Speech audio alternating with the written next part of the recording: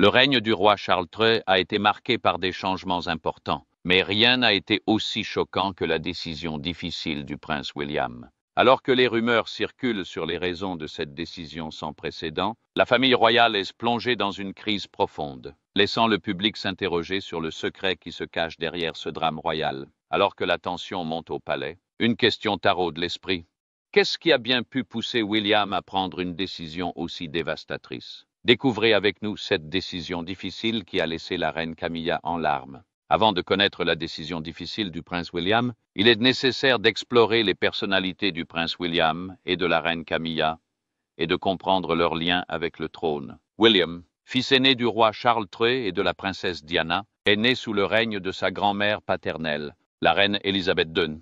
Il fit ses premières études dans des établissements prestigieux tels que Weatherby School, Ludgrove School et Eton College. C'est lors de ses études à l'université de St. Andrews, où il obtint une maîtrise en géographie, qu'il rencontra son épouse, Catherine Middleton. Après ses études universitaires, William suivit une formation rigoureuse à l'Académie royale militaire de Sandhurst avant de servir dans les Blues and Royals.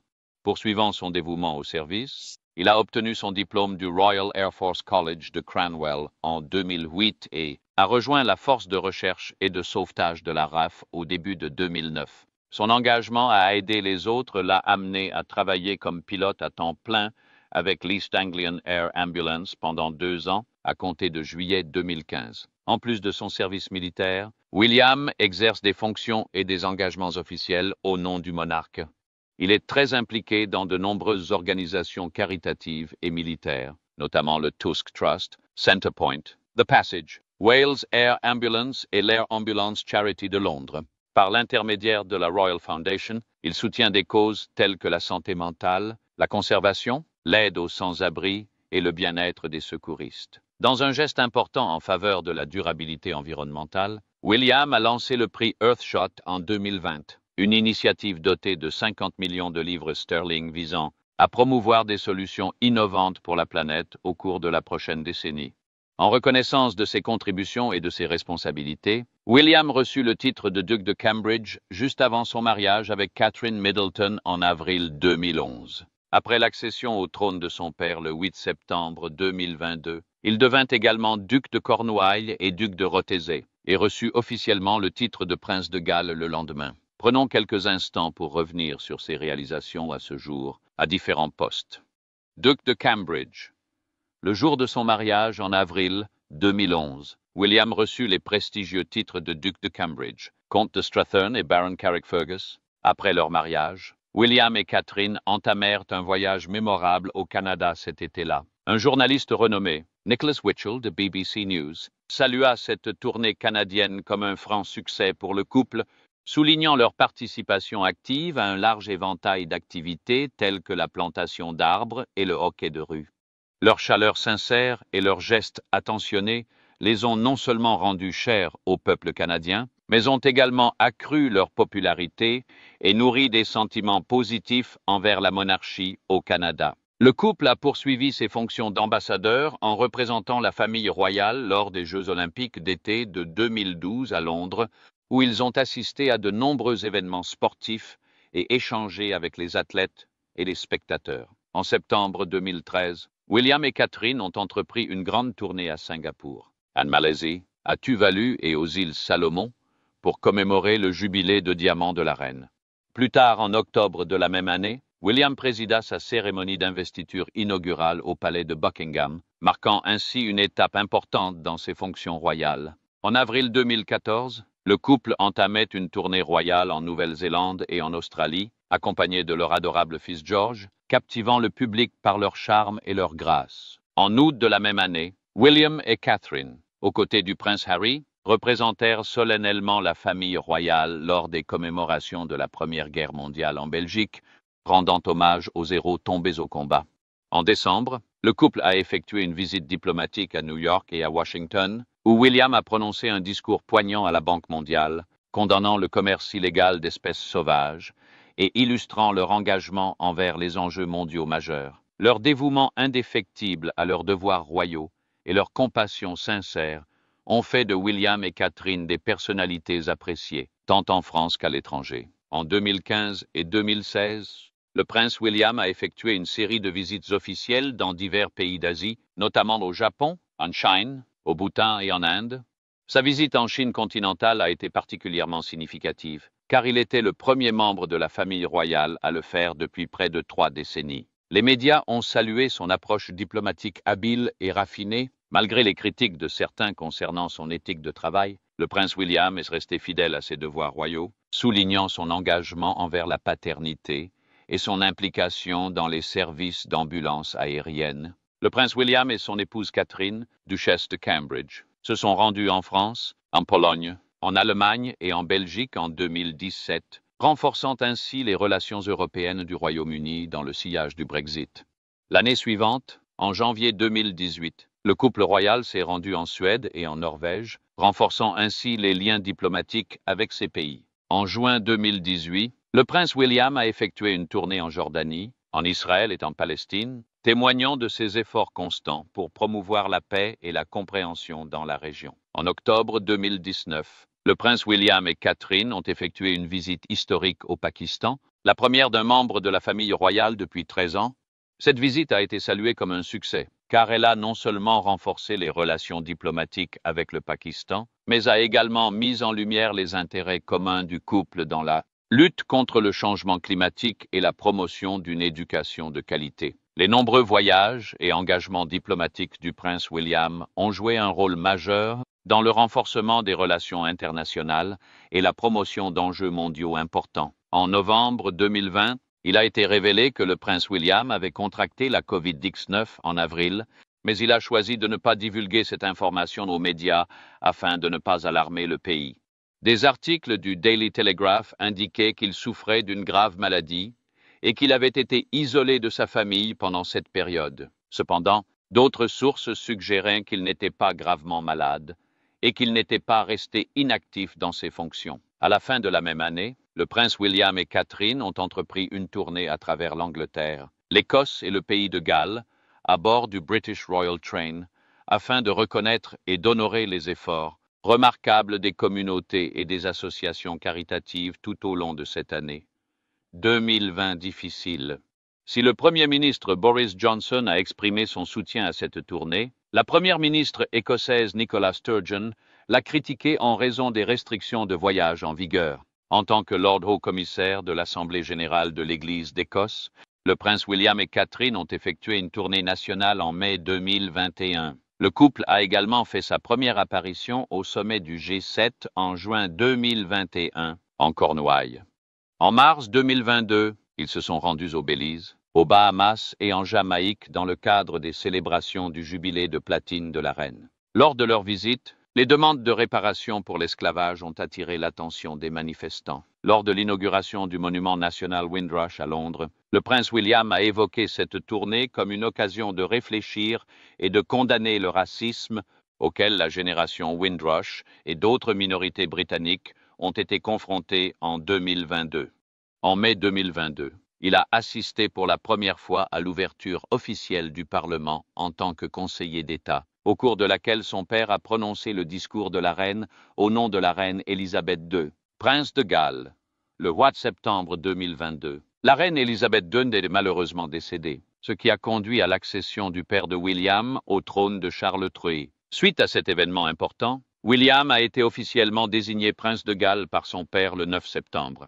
L'annonce de son nouveau titre a suscité un vif débat public au pays de Galles, où de nombreuses opinions divergent. Le 17 septembre, une pétition demandant l'abolition du titre avait recueilli plus de 30 signatures, témoignant de la vive émotion suscitée par cette question. Cependant, un sondage YouGov a révélé qu'une majorité de 66% des participants étaient favorables à l'attribution du titre à William, tandis que seulement 22% s'y opposaient.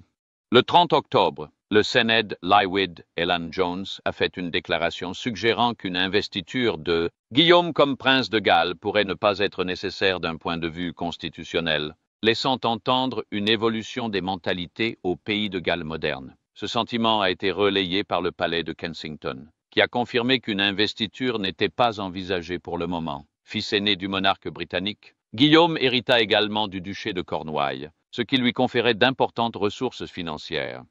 Le duché, créé en 1337 pour assurer des revenus privés au fils aîné du monarque, est estimé à environ 760 millions de livres sterling. Cette richesse supplémentaire renforce le statut et l'influence de William au sein de la famille royale et de la société. Le 27 septembre 2022, William et Catherine, nouvellement nommés prince et princesse de Galles, ont effectué leur visite inaugurale au pays de Galles.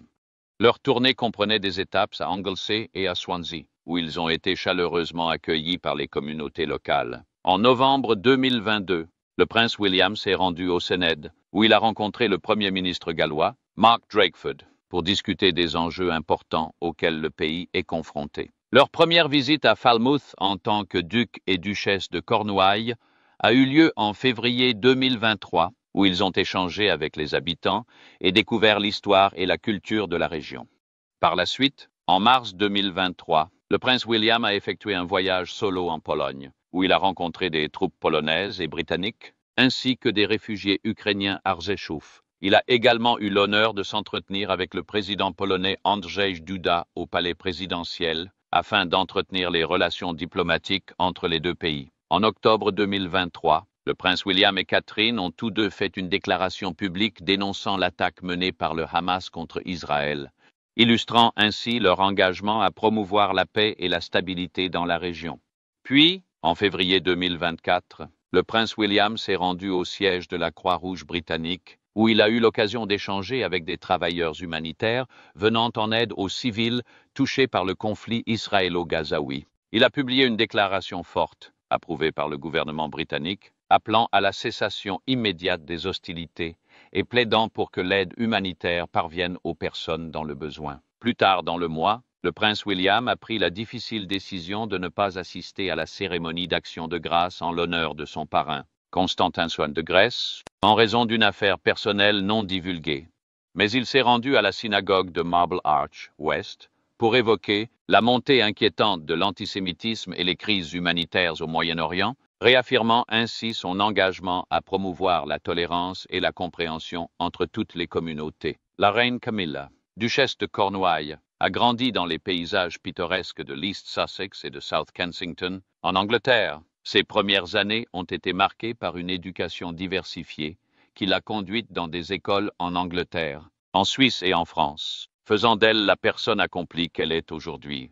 En 1973, elle échangea ses vœux avec l'officier britannique Andrew Parker Bowles, un mariage qui prit fin en 1995. Malgré la dissolution de son premier mariage, la relation de Camilla avec le prince Charles continua d'évoluer au fil des ans. Leur histoire d'amour, née dans leur jeunesse, perdura tout au long de leurs mariages respectifs et suscita un vif intérêt médiatique et public.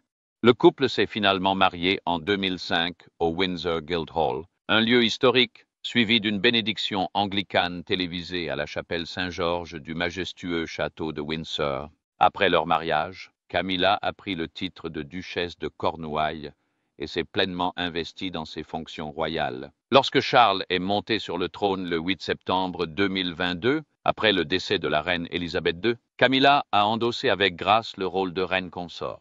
Leur magnifique couronnement à l'abbaye de Westminster le 6 mai 2023 fut un événement mémorable. Célébré par le monde entier, en tant que reine consort, Camilla participait activement à divers engagements publics au nom de la monarchie et est la marraine dévouée de nombreuses œuvres caritatives et organisations. Depuis 1994, elle milite avec ferveur pour la sensibilisation à l'ostéoporose, une cause qui lui tient à cœur et qui lui a valu une reconnaissance et une admiration considérables.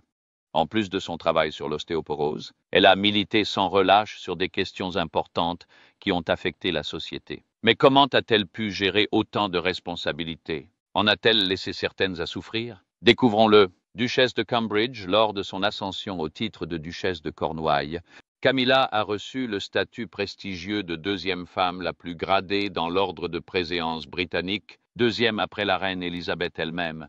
Dans les autres royaumes où elle détient des titres, comme le Canada, l'Australie et la Nouvelle-Zélande, elle occupe généralement la 5e ou la 6e place de l'ordre de préséance, témoignant de sa subordination à la reine, au vice-roi concerné, au duc d'Édimbourg et au prince de Galles. Il a été révélé que la reine avait procédé à un ajustement spécial de l'ordre de préséance royale pour les événements privés, plaçant la duchesse à la 4e place, juste derrière la reine. La princesse Anne et la princesse Alexandra, cet acte de reconnaissance a stabilisé la position de Camilla au sein de la famille royale et a reconnu son importance lors des événements officiels.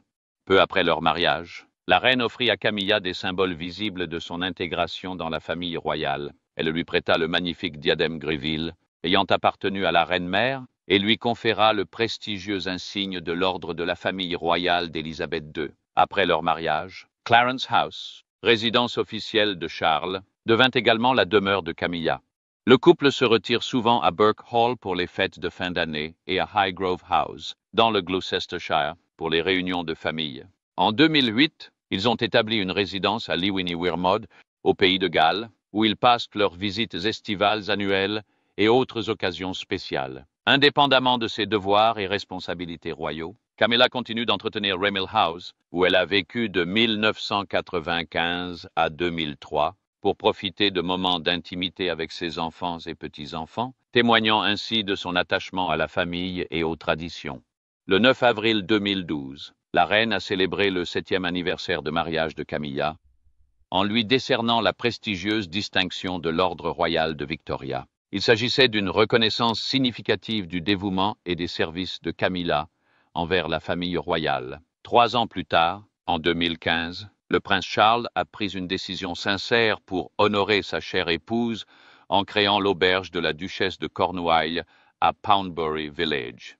Ce charmant établissement, ouvert en 2016, témoigne de l'amour et du respect indéfectible qui unissent Charles et Camilla. En signe de confiance et de respect, le 9 juin 2016, la reine a nommé Camilla membre du prestigieux Conseil privé britannique. Cette nomination a souligné l'importance et l'influence croissante de Camilla au sein de la famille royale.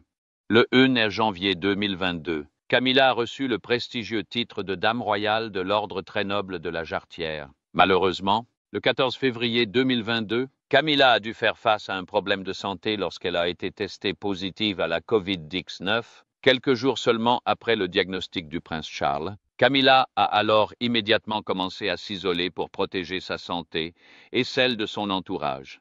Heureusement, Camilla et Charles ont tous deux reçu leur première dose de vaccin contre la Covid-19 en février 2021, ce qui les a probablement aidés à se remettre plus rapidement du virus. Au fil des ans, de 2005 à 2022, Camilla a été une membre dévouée de la famille royale, effectuant un total remarquable de 3 886 engagements. Son travail inlassable et son engagement envers diverses causes et associations caritatives ont eu un impact durable sur la vie de nombreuses personnes.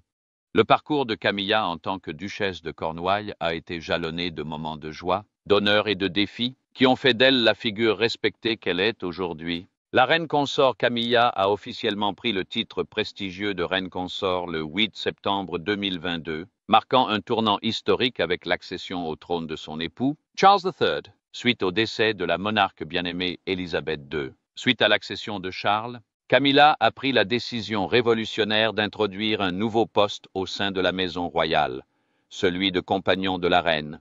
Ce rôle innovant a été créé pour offrir un soutien plus décontracté et occasionnel lors des engagements officiels, sans les lourdes responsabilités d'une dame d'honneur traditionnelle, comme la gestion de la correspondance ou des emplois du temps quotidien. Malheureusement, le 13 février 2023, le palais de Buckingham a annoncé que Camilla avait été testée positive à la Covid-19, ce qui a entraîné le report de plusieurs événements publics, la laissant se concentrer sur son rétablissement. Malgré ce contretemps, Camilla est restée aux côtés de Charles lors de leur couronnement commun, le 6 mai 2023 dans la magnifique abbaye de Westminster à Londres. Un peu plus d'un mois plus tard, le 16 juin 2023, le palais de Buckingham annonçait la grande nouvelle.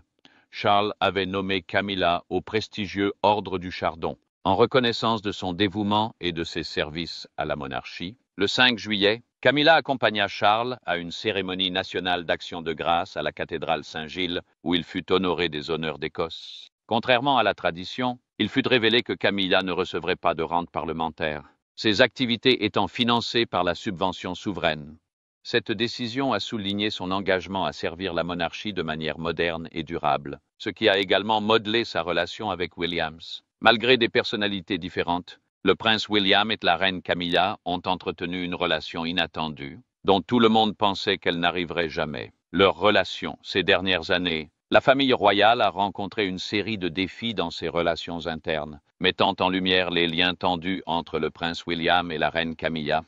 Selon certaines sources, le prince de Galles nourrissait initialement une profonde aversion pour sa belle-mère, la considérant comme responsable de la rupture du mariage du roi Charles III avec la regrettée princesse Diana. Si le prince William et Camilla entretiennent aujourd'hui une relation professionnelle et amicale, il n'en va pas de même pour son frère cadet, le prince Harry, qui l'a publiquement accusé de l'exploiter à des fins de relations publiques. Après la dissolution tumultueuse du mariage de ses parents, le prince William était connu pour avoir exprimé une profonde désapprobation envers Camilla. Cependant, alors qu'ils doivent tous deux surmonter les difficultés liées au soutien de leurs conjoints respectifs face à des problèmes de santé, leur relation semble s'être améliorée. L'experte royale Hilary Fordwich a partagé ses réflexions avec Fox News, révélant que le dédain initial du prince William pour Camilla s'est progressivement transformé en reconnaissance de son dévouement indéfectible à ses devoirs royaux. En apportant soutien et réconfort à leurs conjoints pendant leur traitement contre le cancer, leur lien s'est renforcé au fil du temps.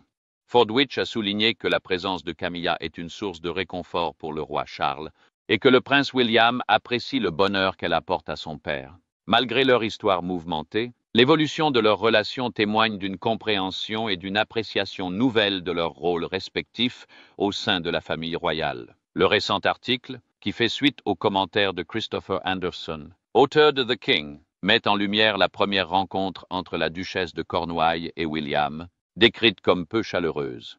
Anderson a révélé que Camilla avait eu besoin de temps pour rassembler son courage avant d'affronter William, car elle était critiquée pour son rôle présumé dans la dissolution du mariage de Charles avec feu Diana. Leur liaison, qui a débuté à la fin des années 1970 et au début des années 1980, alors qu'ils étaient encore mariés à d'autres personnes, a été source de controverses. Anderson a raconté que lorsque la rencontre tant attendue a finalement eu lieu à Clarence House, Camilla était visiblement bouleversée et a même eu besoin d'une vodka tonique pour se calmer. L'auteur a également expliqué que l'appréhension de Camilla à l'idée de rencontrer William était compréhensible, compte tenu de sa conscience du rôle qu'elle avait joué dans l'échec du mariage des parents de William. La relation de la reine Camilla avec William et Harry a été un sujet de discussion. Anderson mentionnant que William avait gardé un comportement calme lors de leur première rencontre, maîtrisant ses émotions, malgré l'attention publique portée à leurs interactions. Anderson a souligné que Camilla et William avaient toujours fait preuve de respect l'un envers l'autre.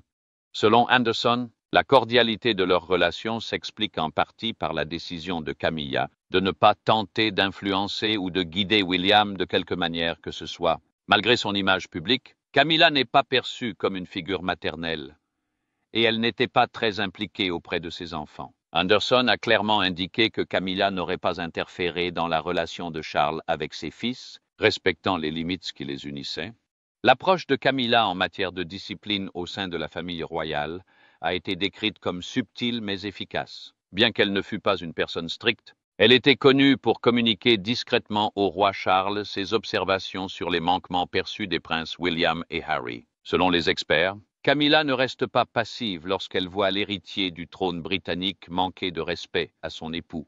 Les rapports indiquent que les conflits entre Charles et William ne sont pas rares, leur style de leadership divergent étant souvent source de désaccords. Malgré cela, Camilla est parfaitement consciente des limites à maintenir au sein de la famille royale et n'hésite pas à les affirmer lorsque cela est nécessaire. La présentatrice britannique Helena Shard a souligné les relations tendues entre le prince William et son père, le prince Charles, soulignant qu'ils se retrouvent souvent en désaccord en raison de leurs divergences de vues sur diverses questions. Leurs approches distinctes du leadership contribuent à alimenter les conflits qui les opposent. Malgré ces difficultés, Camilla, duchesse de Cornouailles, demeure une figure incontournable de la famille royale, assistant à des événements importants comme la cérémonie d'action de grâce pour le 70e jubilé de platine de la reine à la cathédrale Saint-Paul de Londres. Sa grâce et son assurance dans les complexités des relations royales continuent de lui valoir l'admiration et le respect, tant au sein de la monarchie qu'à l'extérieur. Elle a ensuite précisé que William réfléchissait attentivement, réagissait rapidement et était moins sujet aux réactions émotionnelles, contrairement à Charles, qui était plus émotif, peinait à prendre des décisions et écoutait son cœur. La reine Camilla, soutien indéfectible du roi Charles, veille constamment à ce que le prince William soit attentif à tout manque de respect potentiel envers son père, le cas échéant. Il convient toutefois de noter que le prince William et la reine Camilla entretiennent actuellement une relation relativement amicale. Ils reconnaissent tous deux leurs atouts respectifs et comprennent que, quelles que soient leurs divergences de vues sur certains protocoles, ils doivent se soutenir mutuellement, a expliqué Chad, ajoutant qu'ils doivent surmonter les difficultés ensemble, même en période de maladie. En revanche, la relation entre le prince Harry et la reine Camilla reste tendue. Malgré l'amélioration apparente de la relation entre William et Camilla au fil des ans, Harry a exprimé des sentiments négatifs à son égard dans ses mémoires de 2023. Spare. Les tensions entre Harry et Camilla trouvent leur origine dans des conflits et divergences d'opinions passées, qui engendrent un manque de confiance et de compréhension. Cette relation tendue a créé des difficultés pour la famille royale, qui doit gérer des situations délicates et préserver une unité malgré ces tensions sous-jacentes. Malgré des efforts déployés pour améliorer leur relation, celle-ci demeure complexe et difficile à gérer. La relation entre le prince William et la reine Camilla en déconcerte plus d'un à ce jour. Et c'est pourquoi tout le monde est resté choqué que le prince William puisse prendre des mesures inattendues pour contrarier la reine. Pourquoi la reine Camilla a pleuré? Dans un développement qui aurait causé une détresse considérable à la reine Camilla, le prince William, prince de Galles, a pris une décision cruciale concernant la paix royale, suite à l'accession au trône de son père, le roi Charles. En septembre 2022, le prince William a hérité du titre estimé de duc de Cornouailles, un rôle qui perpétue une tradition royale vieille de 700 ans.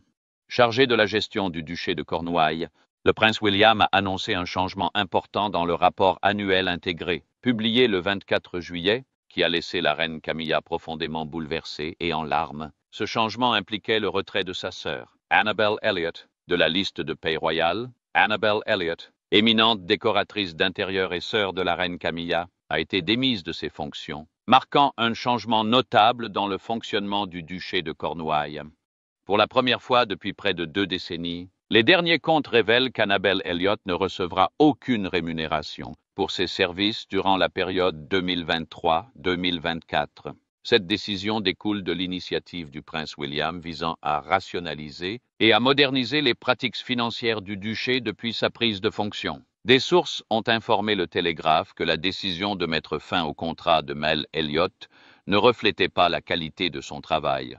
À 75 ans, Mel Elliot a perçu plusieurs centaines de milliers de livres sterling pour ses services au cours des 20 dernières années, durant lesquelles elle a contribué à la décoration et à la modernisation du parc de maisons de vacances du duché en Cornouailles, au pays de Galles et dans les îles Scilly. La décision du prince William de retirer Annabel Elliot de la liste des employés a suscité de vives discussions au sein de la famille royale. Elle a apporté une contribution précieuse et essentielle aux opérations du duché, fournissant des services de décoration intérieure inestimables qui ont considérablement amélioré de nombreuses propriétés de son vaste portefeuille. La reine Camilla est profondément attristée par cette décision, car l'absence d'Annabel laissera un vide important dans la gestion et l'esthétique des propriétés du duché.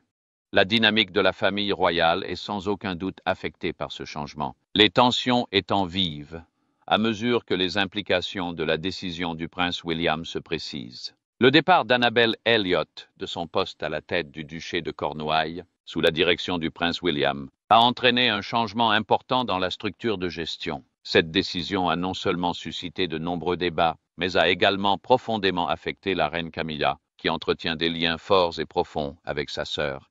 Selon certaines sources, la reine Camilla est peinée par cette décision. Et son image en larmes face à cette situation illustre parfaitement l'impact personnel que cette décision a eu sur elle. Les contributions d'Annabel Elliot au duché ont été largement reconnues et appréciées, notamment son expertise en décoration intérieure, qui a grandement amélioré la fonctionnalité et l'esthétique de nombreuses propriétés du duché. Son limogeage a suscité des inquiétudes quant à l'orientation future de la gestion immobilière au sein du duché et à ses implications opérationnelles plus larges. En tant que duc de Cornouailles, Le prince William s'est engagé à mettre en œuvre une stratégie de gestion plus moderne et plus efficace pour le duché. La décision de se séparer d'Annabel Elliott, bien que difficile à prendre, témoigne de la volonté d'aligner les pratiques financières du duché sur les normes contemporaines et de garantir la transparence. Les récents rapports financiers du duché de Cornouailles indiquent que le choix de ne pas rémunérer Annabel Elliott pour ses services s'inscrit dans une initiative plus vaste, visant à réévaluer et optimiser les dépenses. Par ces décisions difficiles, le prince William entend assurer la viabilité et l'intégrité à long terme du duché, tandis que la famille royale s'adapte à l'évolution des temps et des responsabilités. Si vous avez aimé cette vidéo, aimez-la, abonnez-vous et cliquez sur la vidéo suivante qui s'affiche.